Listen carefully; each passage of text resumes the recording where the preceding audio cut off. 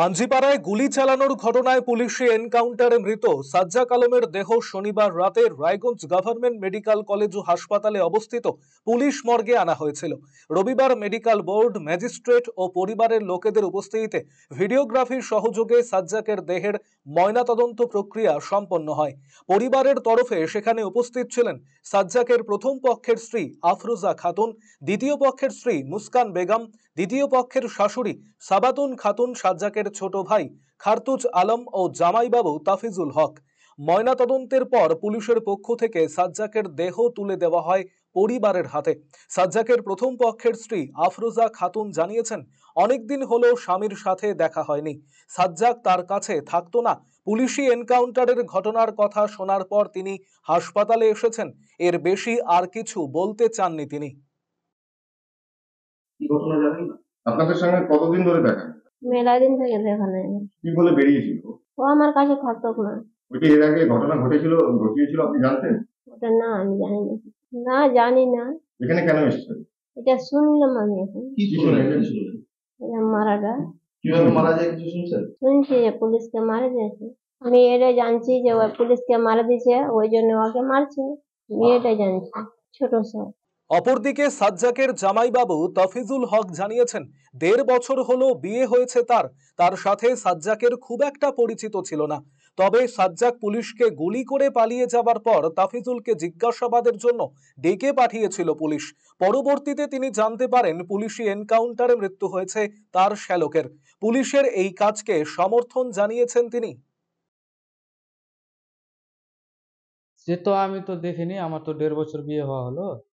আমি মানে কি যে বাড়িতে ছিলাম, এরকম ওখানে থানাতে যেয়ে শুনছি যে সাজ্জাক পালিয়ে গেছে। তার জন্য মানে কি যে ওকে ধরার জন্য মানে পুলিশ লাগিয়েছিল। আমাকে পরে বললো, যখন থানায় নিয়ে আসা হলো তখন বললো যে সাজ্জাক পুলিশকে গুলি মেরে পালিয়ে গেছে। কালকে ঘটনা হয়েছে, আমরা ওই নিউজে দেখেছিলাম যে সাজ্জাক বলে ধরা পড়েছে, ওকে শুট করে দেওয়া হয়েছে। না, আমি তো আজ তক আমি ওকে দেখিনি। আপনার কি মনে হয় যে সাজ্জাককে গুলি করাটা কি ঠিক হয়েছে না ভুল? হ্যাঁ, লোকের হিসাবে তো ঠিকই আছে যে না, হত্যা করেছিল, গুলি মেরেছিল, অপরাধী করেছিল, তার জন্য না ওকে এরকম করেছে। অপরদিকে এদিন সাজ্জাকের দ্বিতীয় পক্ষের শাশুড়ি সাবাতুন খাতুন জানিয়েছেন, সাজ্জাক তার দ্বিতীয় স্ত্রীকে প্রাণে মারার হুমকি দিয়েছিল। সে কারণে সাজ্জাকের পালানোর খবর পাওয়ার পরই সাবাতুন ও মুস্কান বাড়ি ছেড়ে পুলিশের দ্বারস্থ হন। যে পুলিশকে গুলি করার পরে আপনার ওখানে গিয়েছিল?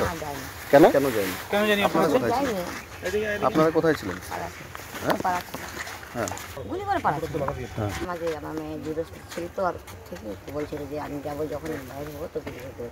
আচ্ছা, আপনারা কোথায় ছিলেন তাহলে? বাড়িতে ছিল, তখন আমাকে ভাইয়ে পালিয়ে গেছে। আপনারা কোথায় পালিয়ে গেছিলেন? পুলিশ থানায়। যদিও এদিন এই বিষয়ে সাজ্জাকের দ্বিতীয় পক্ষের স্ত্রী মুস্কান বেগম কোনো প্রতিক্রিয়া দেননি। তাকে সাংবাদিকেরা একাধিক প্রশ্ন করলেও কার্যত নীরব ছিলেন তিনি। আচ্ছা, আপনাকে কি হুমকি দিয়েছিল? হুমকি দিয়েছিল? আপনাকে কি হুমকি দিয়েছে?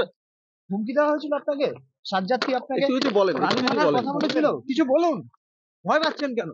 আপনার বাড়িতে কে কে আছে? আর সাজ্জাদ কি আপনাকে প্রাণে মারার হুমকি দিয়েছিল? বলুন, কিছু বলুন। ও কি পালানোর পরে আপনার বাড়িতে গিয়েছিল? প্রসঙ্গত, পাঞ্জিপাড়া গুলিকাণ্ডের পর শনিবার সকালে মোস্ট ওয়ান্টেড সাজ্জাকের সন্ধান পান পুলিশ কর্মীরা। পুলিশ সূত্রের খবর, গোয়ালপুকুরের কিচকতলা এলাকায় সীমান্ত সংলগ্ন স্থানে পুলিশি এনকাউন্টারে সাজ্জাকের মৃত্যু হয়। রবিবার রায়গঞ্জ মেডিকেল কলেজ ও হাসপাতালে দেহের ময়নাতদন্ত করা হয় সাজ্জাকের। এদিন ময়নাতদন্তের পর দেহ নিয়ে হাসপাতাল ছেড়ে বেরিয়ে যান মৃত সাজ্জাকের পরিবার। RCTV সংবাদ, রায়গঞ্জ।